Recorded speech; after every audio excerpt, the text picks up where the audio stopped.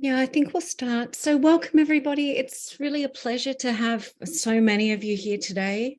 My name's Nadine. I'm an anthropologist and I'm also a member of Fairpicture's marketing and sales team. Yeah, we're thrilled to have you all here for our 7th FairTalk on decolonisation in visual communication. So I'm coming to you from Australia, and before we get started today, I'd like to acknowledge the Wurundjeri Woi-wurrung people of the Eastern Kulin Nation, who are the traditional custodians of the land where Fairpicture's business is conducted in Australia. We honour their continuing connection to land, water, community, and the social justice movement, and we pay our respects to their elders, past, present, and emerging. Coming from a land that remains colonised, we acknowledge that the events taking place today are occurring on traditional lands and that the land always was and always will be Aboriginal land. People are still joining. So just a few housekeeping points. So firstly, for those that are unable to attend our session today, we will be recording it. So if you don't feel comfortable with that, but you'd still like to participate, please just keep your camera off. And if you have any questions, you can do that via chat. And for those of you who'd like to get a copy of the recording, I'll also share a link in the chat box where you can add your email. And there's a few other questions in that because it's our registration form, but you just really need to put your name and email address. For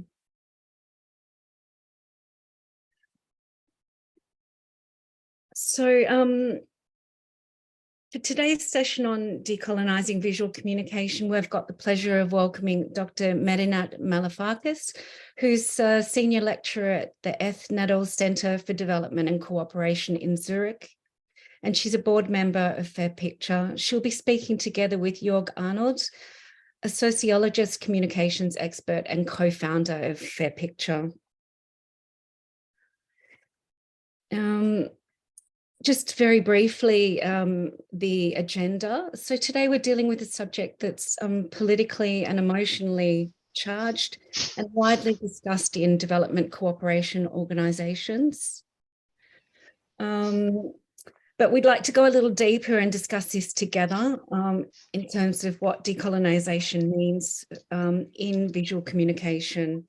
So after a brief introduction, Medinat will discuss what this means in a number of different contexts, and then Jörg will take over and discuss what decolonisation means in visual communication with a focus on fundraising. We'll then open up the floor for questions.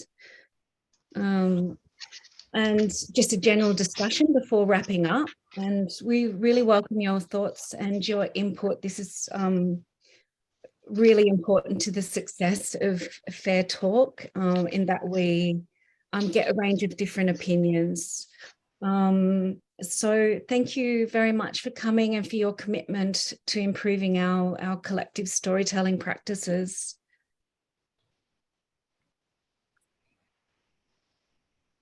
Thankfully, at present, old ways of doing things are being questioned, and we need to rethink the way we picture and describe the world to ensure that we work to shape it in an inclusive, equal way. Sorry, there's more people joining. That makes a positive impact. So pictures inform us about the world. They hold power. They shape the way we see the world and can describe the relationship of and between different groups of people. They can be instruments of domination and can show who holds power and who does not. So the picture on the screen now is from the British colonial past in West Africa. It was taken in 1923 in Bandagry, Nigeria, which was an important transshipment point for slaves. Pictures like the one from Bandagry have profound effects on our colonial present and are sometimes unintentionally replicated, as is visible by comparing these two images. But as Medinat will now explain, what exactly does decolonisation mean for politics, society, NGOs, and research today? I'll hand it over to you, Medinat. Thank you very much, Undine, and welcome everybody. Thank you very much for taking our time to be here today. I have just 15 minutes, so I'm going to really go deep and straight into starting with society. If we would go to the first slide, Undine, thank you. Yes, so when we talk about decolonization in society, I think it's really essential to emphasize that the problem that we're trying to solve is a problem of coloniality, which is something that is really based on a systemic and specific control of access to every facet of society. So we're talking about, for instance, coloniality of being, coloniality of power, and coloniality of knowledge. And if we understand the problem in the sense of coloniality, then what we need to also understand is that coloniality is not the problem of the colonizer, but that of the colonized. Coloniality is a culture in Europe. It is thus a European problem. It's not a problem that we should expect that the people who have suffered the arms of colonization should still start to find solutions to. It is Europeans, for instance, who still see child soldiers, wild animals, starving people and children, magicians, witch doctors, wild irrationality. These pictures were developed, were shaped, were encouraged by the need for the colonizers to present an alternative form of visualization for Africans. All of these were developed based on the need for the colonizers to locate themselves in a world hierarchy where they needed to place some people as inferior so that they can locate themselves as superior. And this is why, for instance, words like irrational, barbaric, dark, wild, cannibals were the things that were used in communication about society at this period of time. And of course, up until now is still ongoing. This is also why the coloniality is one of also the reasons why European projections of people of color still continue up until today. And if we must confront this kind of projections as it relates to decolonization in society, I think the first thing that needs to happen is that colonizers, and of course, anybody who still feels, who still works in this kind of space, they need to update their knowledge and perception of the societies that they project in this way, to understand that the countries or the societies or the people that you have projected as barbaric or irrational are not barbaric or irrational. They are just people whose social lives, whose systems and cultures you did not understand. And in trying to provide an explanation for yourself is the reason why you have termed them how you have termed them. When we talk about decolonization in society, we also need colonizers and the world that we live in to own up to the history of what colonization was specifically about. There should no longer be a partial owning up to what happened during this period. And when Europe is asked to own up to the history of colonization in the decolonization process, what we no longer want to hear are things like, yes, we might have colonized Africa and people of color, but we also brought development stands like we built hospitals, we helped to end maternal mortality, we introduced technological advancements that have also developed these people. This is because when we hear this kind of partial acceptance of the faults and the ills of colonization, what we're trying to, the message that we get is that it's like you're saying Hitler was a dictator, but he also built the outer one. Does one ill cancel out the other? So when we are talking about decolonization in society, these are the owning up that we need colonizers and Europeans, specifically those who are engaged in this, to recognize and to own up their responsibilities. In talking about decolonization in society also, it is important that there's no more projections and postulations of European standards of things on the people of color, and whether it's in the African continent or the Asian continent. And one example that I would like to bring this into this projections and postulations of standards is about the issue that is related to the repatriation of looted artifacts from, whether it's from the African continent or wherever these looted artifacts have been gotten from. First of all, they were changed, their name was changed as to art, even though the people whose culture or whose religious objects were looted never called this art. Apart from this now, these artifacts were brought back to various countries where they've become now part of the economic standpoints for most of the society. One way to decolonize this sector would be for all of these artifacts to be returned. A way to not decolonize this sector is to refuse to return them on the justifications that the people from whom you have stolen these artifacts do not have, for instance, very sophisticated museums or glass showcases where they could have their items back. Most of these items were not in glass cases when you took them away. So this should not be the justifications for not doing what is expected. Let's move to the next slide. Dean, thanks. I will now talk about decolonization in NGO work. When we talk about NGOs, we know that we're talking about the ETH sector and the development cooperation area.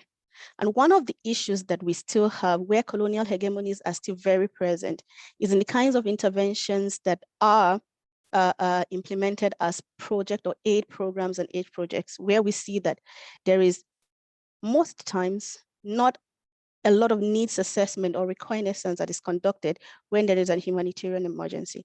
And the reason why this happens is because the people who fund most of these humanitarian projects or who fund most of these aid programs, they have positioned themselves as knowing what is best for the communities that they work in. They have positioned themselves to have the expertise to understand the needs of these people without having to ask them.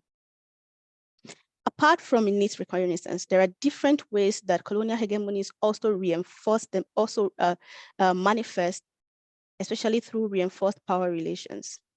There is a distinction between national and international staff in the NGO space. There is not a harmonization of people working together in an organization as belonging to that organization. There is a distinction that some people are national staff, some people are international staff. There is reinforced power relations when a specific language like English is adopted as a working language, even if that is not the language, for instance, of the people where the programs are going to be implemented. Then comes the issue of country offices, which already entrench Western notions of low capacity. Country offices, most times, they act like a neo-colonial outpost. They are staffed by white Western expatriates. They are the ones that dominate the sources and the locations for funding for most development projects.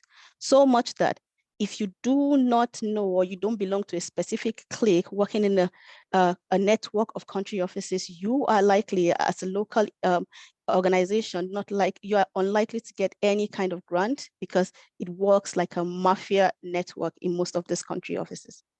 Then comes the issue of a lack of procedural flexibility, where there is an established Western ways of working standards. And if you do not fit into these working standards, then you're inefficient. What is happening most times with this reinforced power relations is that the Western and colonial process values efficiency, Western efficiency over effectiveness. And then comes the issue of racial bias, for instance, where less experienced international staff are assumed to know much more than very experienced local staff. The assumption is that, for instance, an international staff can have theoretical knowledge of a place and can come to where the project is supposed to be implemented and understand the contextual knowledge of the place. But this kind of expectations is not given to a local staff. So a local staff is not expected to be able to learn theoretical knowledge. To decolonize this space, what is needed is that we need to understand, especially the NGO space, that having the money to fund humanitarian project does not equal to contextual knowledge. And contextual knowledge that you get from the people on the ground who understand the political, economic, social, and cultural practices in a place where you're implementing a humanitarian or aid project, it cannot be bought by money. More importantly also, when we talk about the NGO space, there's a lot of things after I talked about all of the problems. After we go above that, we need to also go beyond this participatory methods that we're talking about, where we involve affected populations only as tokenization, just to show that, yes, they were part of some processes. We should now move away from less participatory approach to more co-creation, where the people who know these areas, who were on the ground, who are on the ground, who understand the context, who understand the voices, who understand the spoken and unspoken processes in these areas, where they are co-created and are part of different phases of humanitarian and aid projects. Next slide, Indine, thanks. When I was told to talk about decolonization in politics, I think for me, the biggest question was, what am I going to focus on? Because this is a very, very broad one. And I think I decided on climate change because this interests me. I will start with a quote from Alexander Keys, where it says that to begin with, decolonization is highly politicized. And what this means is that the versions of the fact will vary and the colonial past will get reinterpreted. And we don't see where that is happening more than in the politics of climate change. For instance, an example of how this reinterpretation of the colonial past happens, or an example of how versions of facts vary, happens when, for instance, the biggest emitters, the biggest carbon emitters, they try to take the high moral ground when it comes to climate change. An example or a case in point would be in 2010, when Tanzania wanted to build a highway linking Arusha and Musoma. This highway was supposed to pass through the Serengeti, and it was supposed to provide, for instance, different aspects, different developmental aspects for the people. In 2010, activists, climate activists, started to protest against this. They said that if this highway is built, it would smudge Tanzania's record of conservation. It would also disrupt the wide-based migration, and it would also damage Tanzania's tourism economy. All of these are valid facts, but the question then is, who are the US or who are the West to assume a moral standing on issues like this? You are the biggest emitters. You are ready to reduce your emissions. You're fighting hard for different ways to do this. But to the typical Tanzanian, who is going to gain from this highway? Who would get a hospital located closer to her for the highway? Who would get a job from this highway? Whose community will become more accessible for this highway? Why should Tanzania's outstanding record of conservation be the reason why this highway will not be built? This is what we talk about when we talk about decolonizing the politics of climate change. Another example, and this is a bit closer to home for Switzerland, is that is what's happening between Switzerland and Ghana right now. The 2015 Paris Agreement allows countries to cooperate in their efforts to reduce emissions. In 2021, Switzerland asked its citizens if the country should make sweeping carbon cuts. The referendum failed because the citizens refused to allow this. Instead of this, Switzerland has decided that they would cooperate with different countries in promoting low carbon emission programs, and this would count for Switzerland's reduced carbon emission. So what they would like to do right now is to fund 5 million households in Ghana, for instance, to shift away from using wood for cooking and use efficient lighting and cleaner stoves in order to reduce carbon emissions. What is happening is business as usual. The biggest emitters, just like colonizers, are trading their emission responsibilities so that they can maintain their current lifestyles and do not have to inconvenience their communities in any way. This is what happened during colonization. This is what is happening right now. Next slide, Eden, thanks. The last theme I would like to talk about, where we still have a lot of colonial hegemonies happening, is when it comes to research. And where we find this in research is mostly during research collaborations, where, for instance, when there is a collaboration between the North and the South for specific research projects, we still see that during task distribution, task distribution is not done based on competencies of the research participants, but it is based on the color of your skin.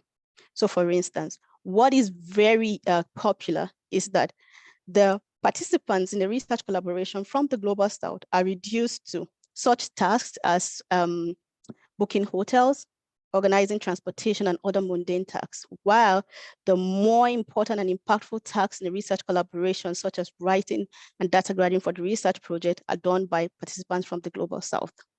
And it comes to the question of fairness. The issues regarding to fairness, especially in the research collaboration, is one that is really often not discussed. And it can happen in very different contexts. For instance, we talk about fairness when we want to know who gets recognized for the research result. We talk about fairness when we want to know who gets invited to present a research result or who gets to just appear as a footnote in a research publication. We also talk about fairness when we talk about who is supposed to be recognized as a lead author in a research collaboration. What is happening with this question of fairness, especially in research collaboration, is that it is not explicitly stated, it's not specifically designated in research programs or calls for grants or calls for funding. And so the question of fairness or doing what is right is left to the largesse and to the individual discretion of most researchers in the collaboration. And then comes the issue of research collaboration management. Ideally, managing a research project should be based on the competence of the people who are involved in a research collaboration. What we find here contemporarily is that this is not true. You would find postdocs who are from the Global North leading researches with professors from the Global South, just because they are from the Global North and the professors are from the Global South. This is not distributed. If this is agreed mutually, it is fine. But if this is based on, for instance, which country the sources of funding for the research collaboration is happening, then this is very problematic. How can we decolonize the research collaboration space? The first is that topics and themes that define research collaborations have to be reimagined. It's not every time that Africa, some negative thing, whether it's malaria or typhoid, it's not every time that those should be the interesting themes of topic, things that position the Global North, things that re-emphasize white gaze and the white savior complex. Those are not the only things that are interesting for research collaborations. There are topics in the Global North that are also interesting. The Global North itself is interesting as a research ground, and this should be explored. Then, when it comes to recognition of alternative forms of knowledge, this should be acknowledged. There's not one single type of knowledge. There are various types of knowledges. There are various forms of academic methodologies, and sticking to an European standard or a Western standard of knowledge is no longer acceptable. The last thing I would like to mention is the reduction in rigidity of research. There are, for instance, rigid structures when it comes to what a research collaboration application should look like, what a budget template should look like, what the competences of a research collaborator should look like. This also goes into issues such as deadlines, where, for instance, there are rigid deadlines for research collaborations to be submitted. And then you realize that things like the Ukraine crisis would have been reasons why deadlines, for instance, would be shifted. But then the question to ask is, would the current Sudan crisis also have been a reason for rigid deadlines to be reevaluated in a research collaboration? Thank you very much for listening. Thank you so much for your contribution, Medinat. I'll hand over to Jörg. Jörg, what's the significance of what Medinat has explained for visual communication? Yeah, thank you, Nadine, and thank you so much, Medinat, for your input.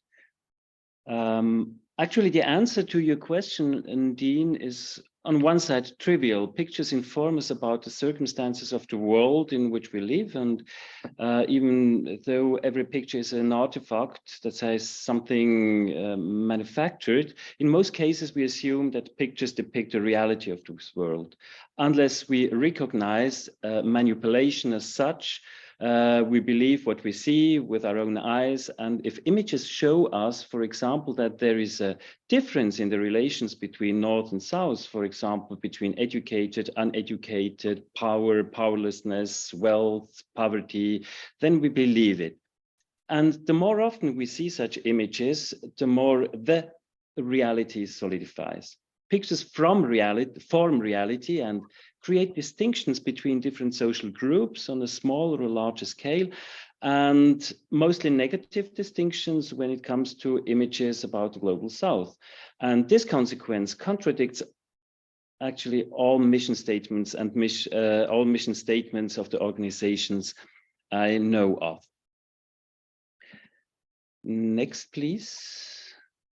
And at some point, these kind of images here, we see here represent our idea of poor Africa. While a lot of people on the African continent are dramatically poor, the images circulating suggest that the whole African continent is defined by poverty only. This, they essentialize and let us forget that 65% of the population in sub-Saharan Africa live above the poverty line. This picture, by the way, is not a picture of the past, but a LinkedIn post published by a Swiss newspaper a few months ago. The end justifies the means, and sometimes it's a challenge. This is a challenge, especially in fundraising, not to do so. In fundraising, we need images to survive in a cutthroat market, and pictures have to work for donors. They are the emotional triggers that should lead to a donation. But the people who give their images so that we can do that get pushed into the background. And I think that's one of the most dramatic consequences when we speak about visual communication in a colonial context. Next. Images describe and cement the relationship between different social groups. For example, here with a clothing choice of old colonial powers, and images influence the way we think about others, and thus in a way legitimize behavior also that is socially taken for granted. And it doesn't have to be this extreme example like this one here, but the writing boots, a common symbol of power and domination, get to the heart of what I'm saying, of what we are talking about when we speak about colonial patterns. Next, please. We come across a variety of images and contexts that express these patterns in one or the other way when we take a closer look to our own websites, to our publications, to the communication of our organizations. Next, please. Colonialism worked with a certain visual language that still has traces in the present. It was historically and politically determined, and today still serves to perpetuate power relations. White saviorism is one of the many examples of the iconology of colonialism, or what I call alms of charity, breadcrumbs from the rich man's table for the poor people. Many images we still use when talking about the global South and about projects in the global South fit into familiar patterns of colonial representation. They speak of people from the global South as exotic, traditional, backward, poor but happy, as Medinat said before already. And on the other side, they speak of people from the global North as progressive, modern, rational, giving, and generous. And therefore, they contribute directly to inequality by legitimizing it. Our world is complex and difficult to understand, and the use of stereotypes can help us to reduce this complexity. Stereotypes are therefore quite functional.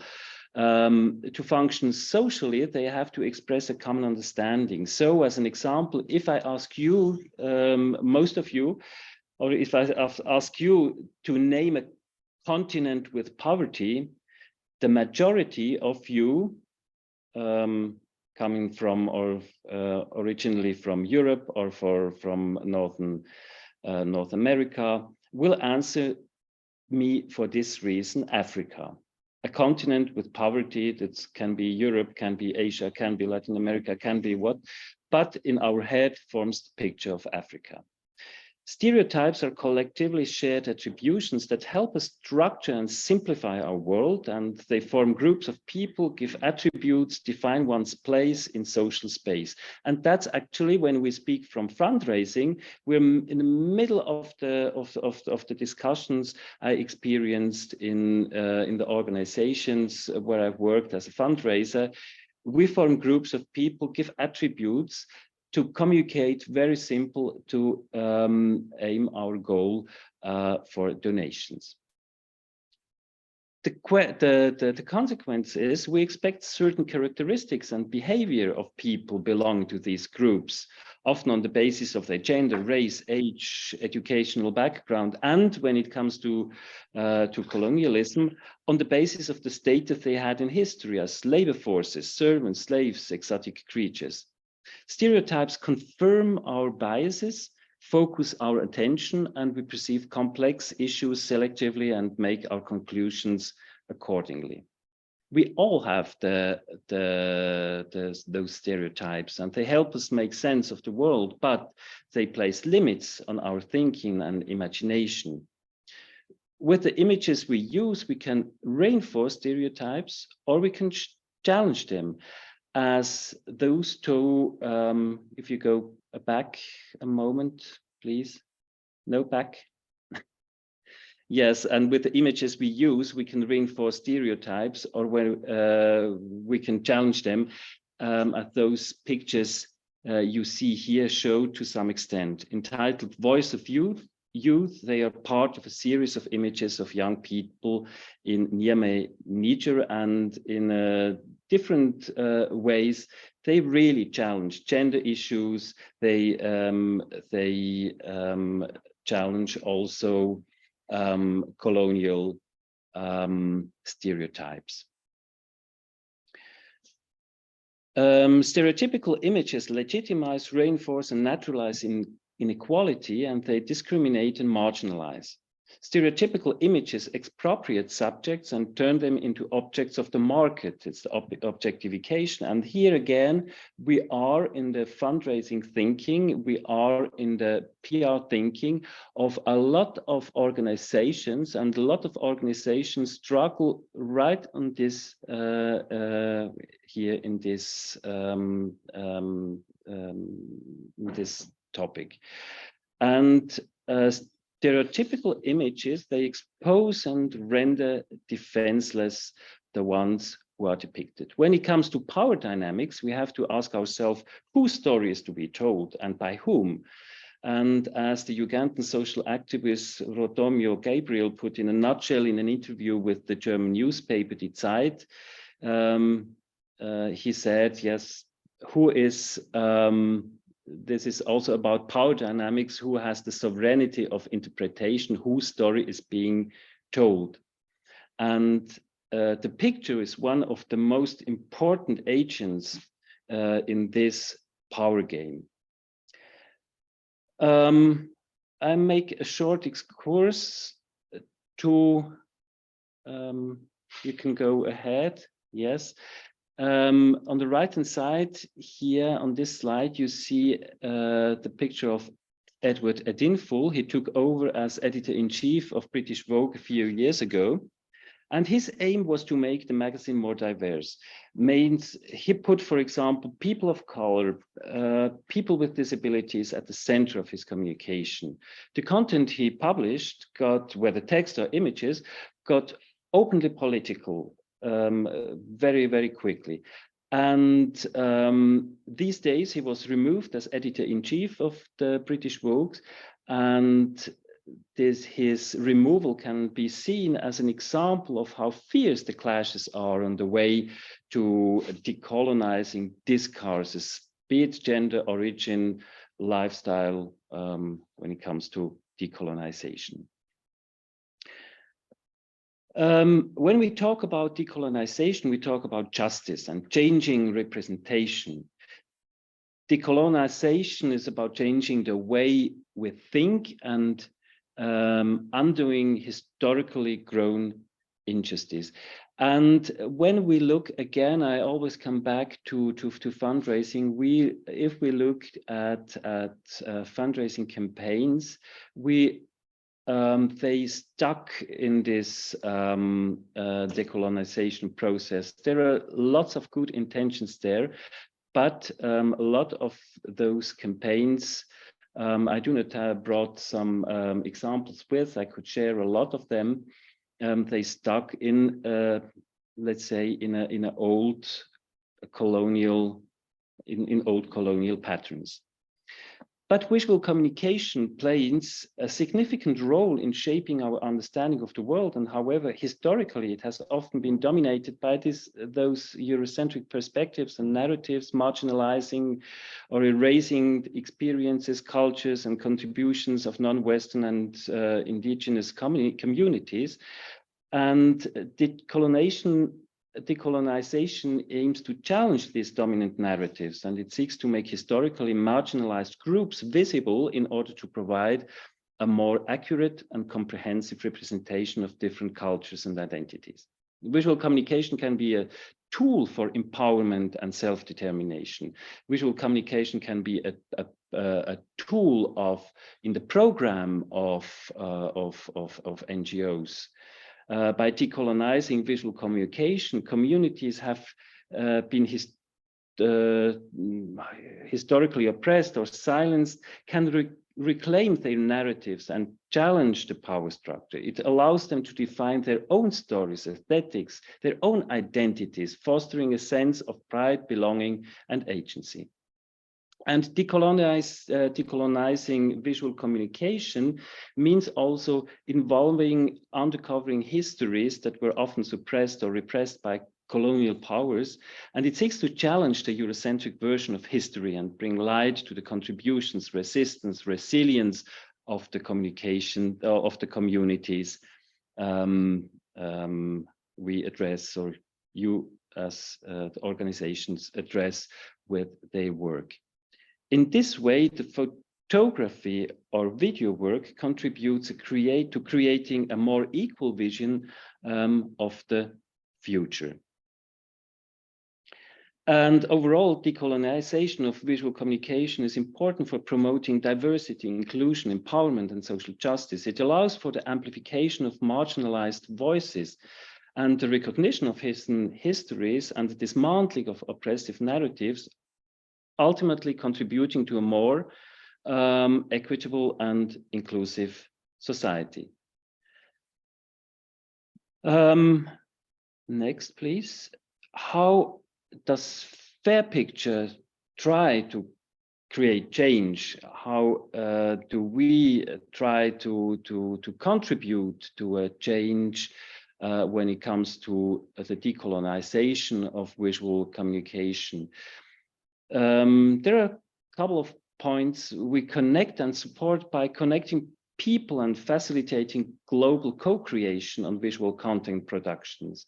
That's what Medinat said before. It's not about or in other words, it's not about taking pictures somewhere, but it's about co-creation. It's about using also the resources of the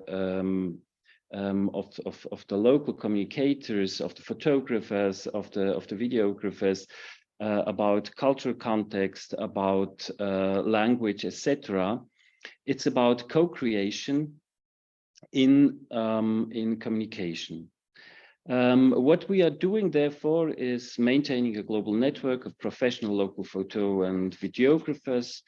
And also what is important, we try to challenge your communication and campaigns with a view from the outside. I think it's a constant process of learning when it comes to decolonizing visual communication. It's not done from one day to the other, but it's a constant learning, and we have got to enter this process of learning, and therefore we need feedbacks. We need feedbacks from from our network, for instance, from our photographers when it comes to campaigning, when it comes to fundraising, when it comes to communication of an organization. And what we are doing too is in supporting your organization to rethink the narratives. And it's not us here in Switzerland doing that, but we do it together with our global network of people who have to contribute more than we have. And then we take responsibility by creating trust in the systems, also with fair and open communication, transparent contextual information. That's to say, it's important that we have detailed metadata in the pictures, that the pictures bring the context in which they were produced, bring in the context of the project, of what happened there. And this transparency is also one really important point of co-creation. And then creating transparency through a single source of truth. We have worked through a platform which is really transparent. You see, everybody sees what are the next step or what was done. The discussions are very focused and clear, documented, and we work with a consent app which is embedded into this this platform. And so, next please. I think it's at the end of the day quite simple. We have the power of the images, where the images have the power, and they have the power to make impact and also to make the world somehow a better place. As this beautiful work of picture of Justin Makangara from the Democratic Republic of Congo shows. Yes, and quickly our, if you move, yes, thank you. How can we support you with custom content produced by local visual creators, with the continuation also of this FairTalk in your organization, developing and deepening image guidelines, developing visual communication policies, reviewing communication and workshops, trainings, and keynotes. Yes, thank you for your attention. And I give back to Dean. Thank you so much, Jörg, and thank you, Medinat, for this really important information that you've shared with us today. We still have 15 minutes or so, so I'd like to now open the floor for anybody that would like to ask questions of the panelists or just raise any thoughts that they have. And you're also able to drop questions in the chat box if you prefer that. Jörg, did you want to share some of your experience to kick the discussion off? Yeah, I've worked for a long time as a fundraiser, and when it comes to colonial behavior also of what we are doing, or what I was doing, and that's the reason why I said before it's a constant learning, and we often do things wrong, and what was maybe I tell you a little anecdote which really stands for also the behavior of a lot of organizations on the field when it comes to when it came. We've been in Somaliland, driving on the way to a village, visiting a village. And there on the right-hand side, along the road, there was a little pond, and there was a woman with a horse and a little child on its hand, and with a jerry can on the head. And the photographer, it was a Swiss photographer who was with me on this trip. He stopped the car, ran out, and wanted to take a picture. And this woman refused. This woman refused vehemently. They did not want to get this picture. And with our image in mind, we thought, yes, it's about taking a picture, and that's like as you said, Medinat, before, it's this animistic thinking. We think, yes, it's about religion. It's about not being not taking a picture from one person. But actually, no, when the translator came a moment later, he really explained, yes, this woman says she was photographed dozens of times, and everybody promised her a better world. Everybody promised her that she would not have to go to the pond to fetch the water when she gives this picture, because this picture is crucial for the fundraising of the organization. And with the money which is raised, this money can be used to relieve her problems.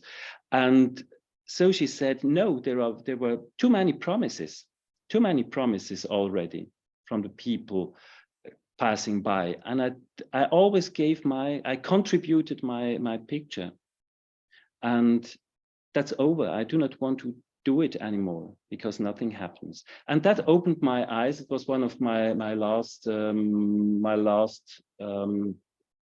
times I was traveling for the organization I worked before, and that opened really my eyes. What are we doing when we're taking pictures? What are you doing when we are confronting us to people in a place we do not understand, or it's very hard to understand? And yes, that was something, an experience from my side, which was very important for me, not only for me, but also in the whole developing process of Fairpicture. It was this picture and this conversation with this woman was always very present. And it's deeply about colonization. Thank you for sharing that, Jörg. We have one question from Belinda. What are your thoughts on social media depiction of images, likes, clicks to go viral, or sensationalism? Medinat, would you like to give an answer?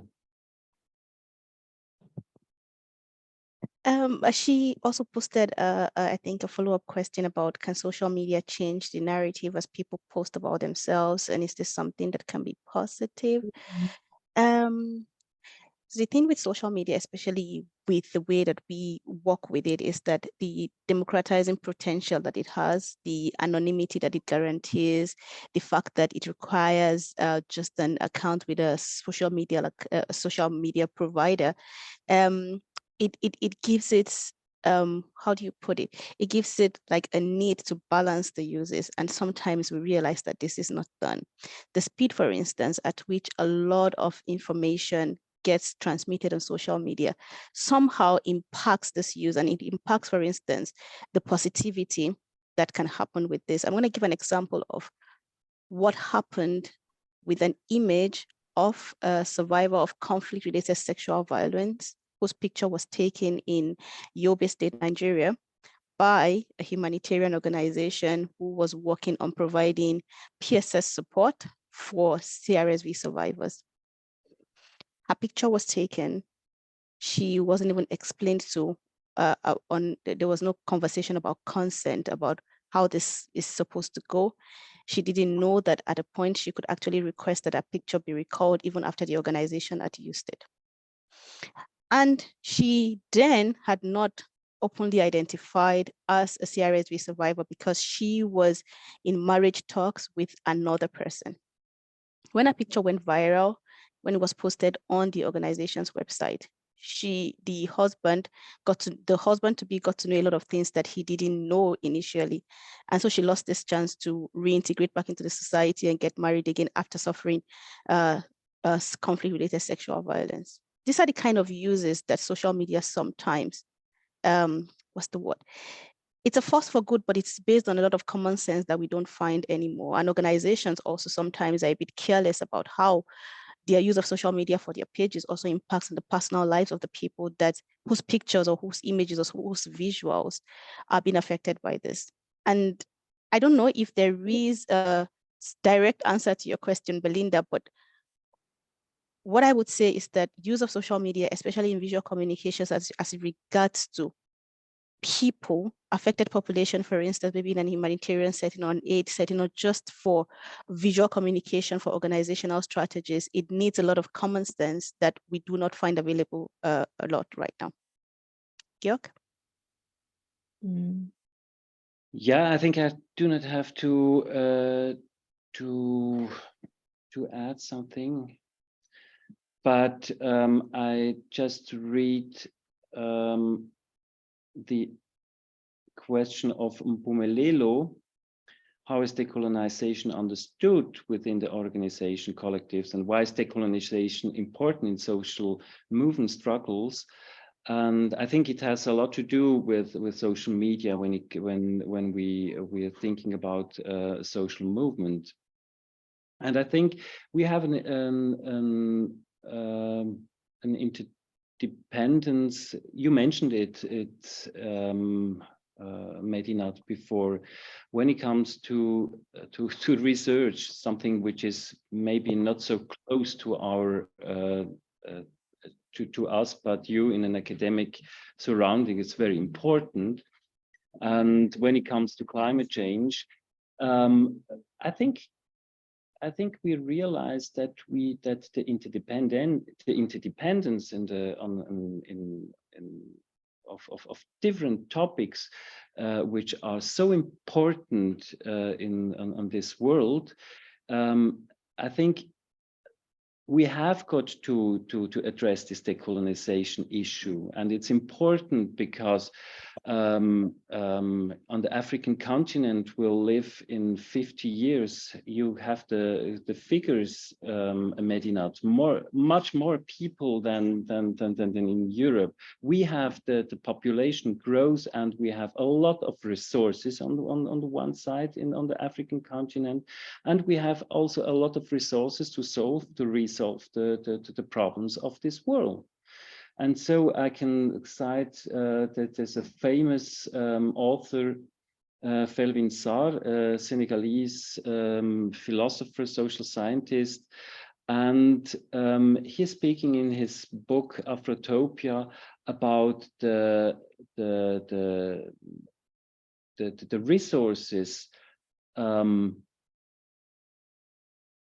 resources. The culture on the African continent regarding social, the organization of social life, for instance, the organization of families, etc. That there are a lot of resources which can be activated for the interest of the whole community, let's say, of the global community. And I think that's one reason, and that's very economically thought, and it's not in the that's one reason for me. One reason why it's so important that we can leave this wave of colonial behavior and of colonial thinking, because we have a task. on this in this world, and we cannot exclude half of the, or more than half, the majority of the world. We cannot simply exclude of the processes to resolve the problems we have now. I don't know how you think about Medinat. Because Georg, I totally agree. I agree with this, and I think it also relates to the question by Aurel, I think, where he's asking that can Fairpicture contribute to decolonizing pictures and videos as an initiative from the global north? And I think he was referring to, for instance, what I mentioned in the beginning about coloniality and decolonization being a responsibility of the colonizers and not of the colonized, because you do not expect people who have suffered, for instance, various forms of victimization from racism to slavery to still have to define for you what is correct and what needs to be done. So I would say yes, as an initiative from the global north, it is possible. How it is done is, of course, what we need to be very, very careful about. And you ask again, what are the pitfalls when working with local creators? I think for me, what is important is who owns the narrative. Georg had asked when he was quoting from Rotor to say that whose stories are being told. That is what is important. If you co-create with the people, with photographers, with creators right from the beginning, not just at the point when the shutter is clicked, but from the conceptualization of what the visualization should look like, from the conceptualization of what the idea of the campaign or the visual project should look like. If the content creators participate right from the beginning, right from the inception stage, if they are given the adequate recognition for their work, if there's no intermediary that is accepting the biggest praise for their creativity, I think these are some of the pitfalls that we should avoid when we're working with local creators. It's not enough to just put their name.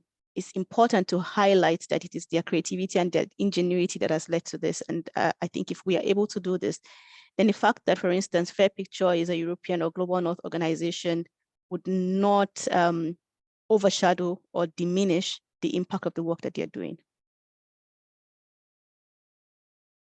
Thank you, Medinat. There's a question from Rachel, which perhaps we can just answer quickly.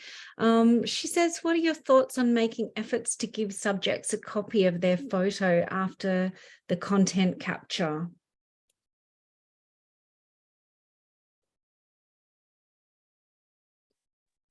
I will leave this to Jörg.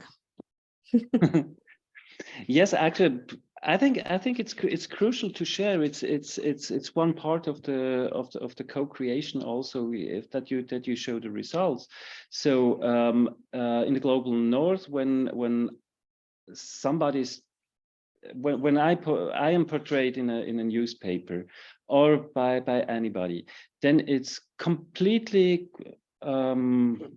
it's clear that the media house or whoever did it shows me the result of the work they have done. And often I can give also the consent to the result, not only to the picture, but also to the result of the work they've done. In Global North, it's clear that this is normal, a normal process, and I ask myself, why shouldn't it be as normal as it is in the North, also in the Global South? It's not a question of distance, it's not a question of possibilities, but it's a question of just doing it. Sure. And people, they have the people photographed, they should be they should also yes to be part of it. They should participate in the whole thing as far as it is possible. And that includes showing the results, showing the pictures, so they have maybe even the possibility to withdraw their consent because they're not satisfied with the result. Absolutely. I think we'll just have one last question because it's quite interesting before we close. for the evening. So Justin Makangara asks, when you capture images in a region where people are unfamiliar with cameras, they always want to present another image of themselves that is different from the local context. Often when you point the camera at them, how do we take this? It's part of the theme of image colonization. It's a good question. That's a good question, Justin. It's great, and maybe Medinat, you would like to start to answer it. No, I find it really like a very unique perspective on this. And when they present another image of themselves that is different from the local context, and you point the camera at them, how do we take this? Is this part of image colonization? If they present this other image, if they give you the alternative by themselves, I think they have participated in a way and co-created the process with you. Can we strictly call that image colonization? I'm a bit on the fence about this, Georg. No. No. No. No, and I think it's also, I'd never say, I think for me that's also some kind of when it comes to ownership to the process, then this belongs completely to the ownership and how the situation is created, how what is your understanding, Justin, of those people that stage themselves? I don't know in which way. I think it's your duty and it's your competence to work with them. And it's to colonize. Colonization would be really when we or a customer would come and say, you have got to depict those people in this and this and this and this way. And maybe I can also give a short anecdote for it. If the people you're waiting for to photograph them out in a field or in a workshop or wherever, they come to you and wear their Sunday dress, because they want to show themselves from the best side. So what are you doing with the situation when your client says, yes, we have got to show poverty and not Sunday dresses?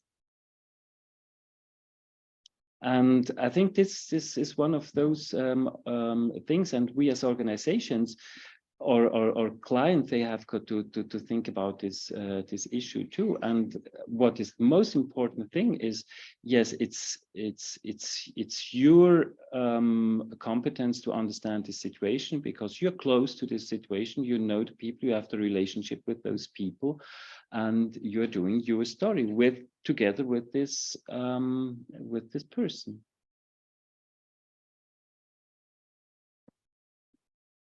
Yeah, I think I could add something there. It sort of comes down to budgets, and that content collection has to be done quite rapidly at times. I know, speaking from an anthropological perspective, you know, to do a good ethnography, you need at least 1 year in the field with people. And this 1 year allows you to go through all the different seasons with the community, so you can really get a good understanding and obviously build up the trust. But that's not possible in collecting content for NGOs, for example. So it's yeah, it's a tricky one.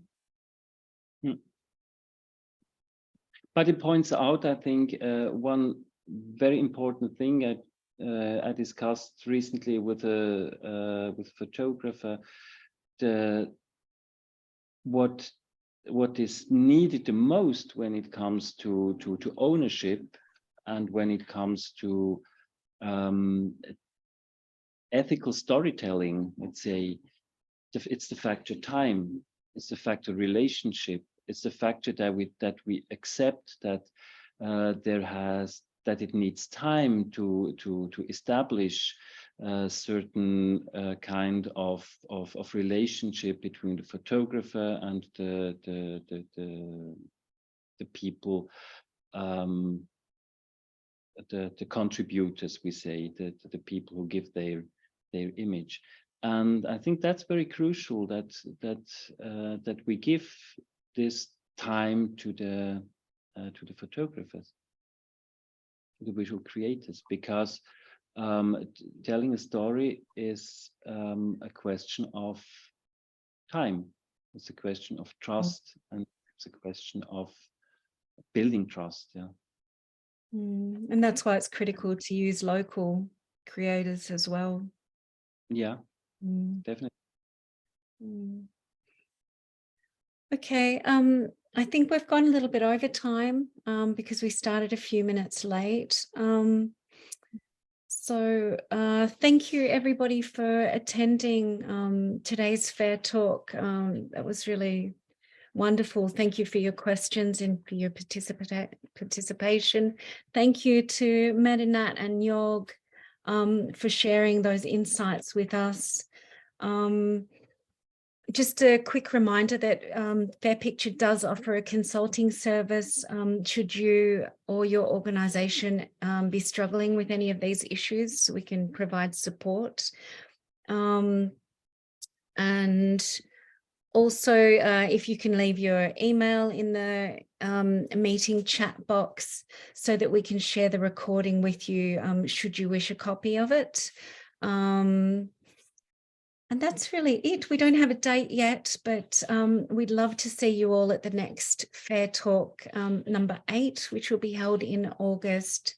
And we'll keep you informed through all our regular channels, LinkedIn, and by direct email. So thank you everybody for being here and for spending time with us today. Thank you, Nadine. Thank you. Thank you. Thanks very much. Bye. Thank you. Goodbye.